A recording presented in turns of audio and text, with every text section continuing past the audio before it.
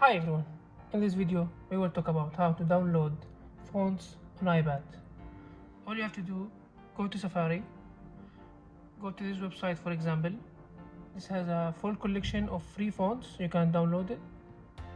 Tap on download, and you will find on the Files app. So if you go to Files app, tap on download, unzip the file, and you'll find the font files is here.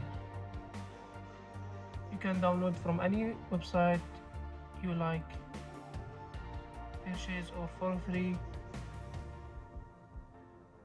The font is here, so you can share this font to any application you want.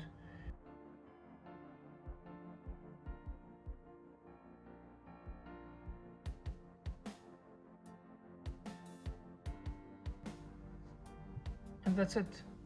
Thank you for watching. See you in the next video.